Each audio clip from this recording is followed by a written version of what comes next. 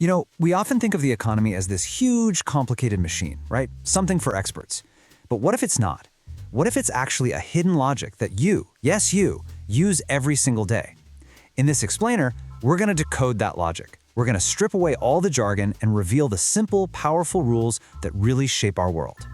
So let's just forget about stock tickers and spreadsheets for a second. Let's ask a bigger question. What if economics isn't really about money at all? What if it's about the choices you make every day? And get this, what if the billions of tiny choices we all make somehow organize themselves into this massive, functioning global system with absolutely no one in charge? Now that is the puzzle we are going to solve together. All right, here's our roadmap. First, we're going to completely redefine what economics is. Then, we'll crack the code on the secret language of prices. We're going to see why even the best intentions can sometimes backfire, witness this incredible, invisible orchestra that is the economy, and finally, really get to the bottom of the crucial role of profit and loss. Okay, let's jump right in with a real game-changing idea. At its very heart, economics has almost nothing to do with money. It's about a single, fundamental problem that affects every one of us every single day. And that problem is scarcity. Scarcity is just the simple, unavoidable fact that there isn't enough stuff to go around for everyone to have everything they want. And look, this isn't just about poverty. Even the richest people on Earth face scarcity. They've got the same 24 hours in a day that you and I do. There's only so much time, so many resources, so much of literally anything. And because of that one fact, that there isn't enough of everything, we are all forced to do one thing constantly, and that's choose. Every single decision, whether it's a government deciding to build a hospital instead of a new highway, or you just buying a cup of coffee instead of saving that $5, that is an economic choice. You are allocating a scarce resource to one thing and not to another. And here is the absolute key. Every choice involves a trade-off. By choosing one path, you are, by definition, giving up the chance to go down another.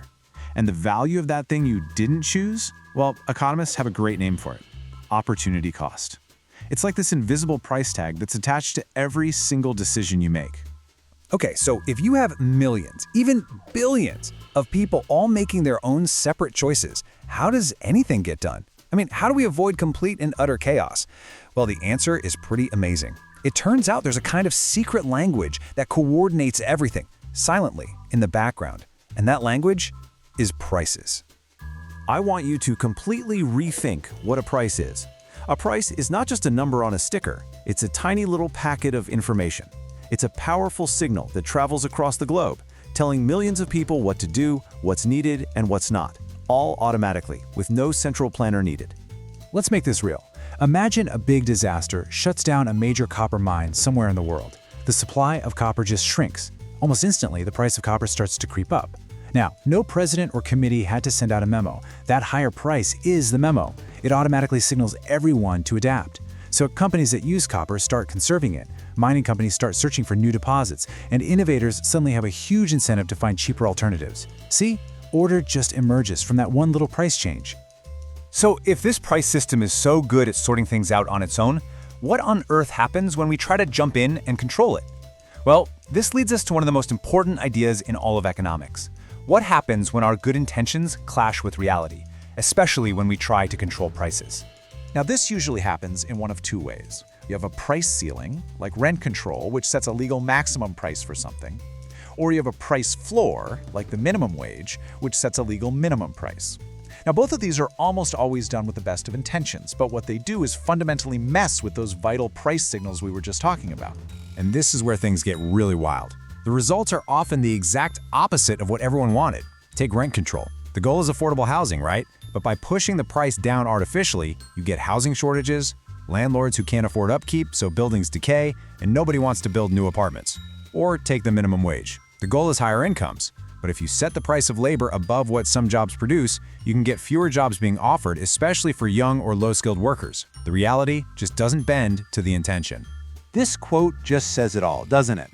You can't just pass a law to repeal the law of supply and demand any more than you could pass a law to repeal gravity. When you try to control prices, you don't actually get rid of scarcity. You just make it show up in different and often much worse ways, like shortages, long lines, and just frustrating waste. So if prices are the signals, let's just zoom out for a second and appreciate the entire system in action. This is what you could call the unseen economic orchestra. It's this beautiful, spontaneous order that's created from what looks like total chaos. To really get our heads around this, let's think about something super simple, a basic pencil. And let's ask a simple question. Who is in charge of making it? The answer is as surprising as it is profound. Nobody. There is no pencil czar. I mean, just think about the absolute miracle of a pencil. The wood comes from a tree that was logged in Oregon. The graphite inside was probably mined in Sri Lanka. The little rubber eraser on the end, that comes from a rubber tree in Malaysia. And that little metal band holding it on is made from steel that was smelted with iron ore from Brazil. Thousands of people all over the world who have never met and will never meet all work together to make this one little thing. And what guided them? What coordinated their actions? Not some master plan, just those little price signals. It's incredible. And that brings us to the final, crucial piece of this whole puzzle. If you have this huge, uncoordinated system, how does it get better? How does it learn and adapt and innovate? Well, the answer lies in the economy's powerful built-in feedback system, profit and loss.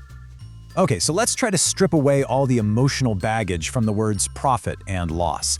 Let's stop thinking of them as good or bad. Let's just think of them as signals.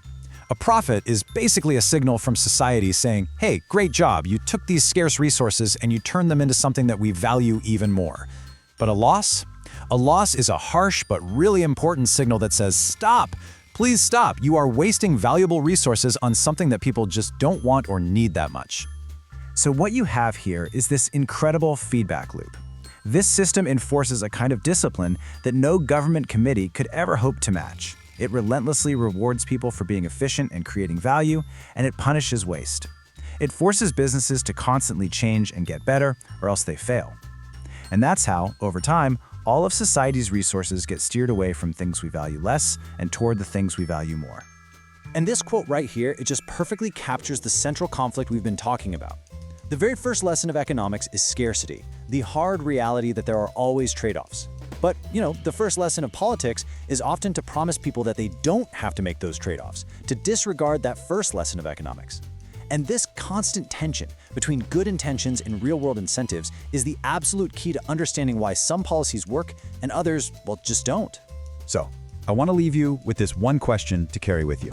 The next time you hear about a new government policy or a big social problem, just ask yourself this. Am I just looking at the good intentions behind it, or am I looking at the actual incentives it creates? Am I thinking about the stated goals, or am I thinking about the real-world consequences that are likely to follow? Making that one simple shift in your thinking, well, that's the first real step to understanding the hidden logic of the economy.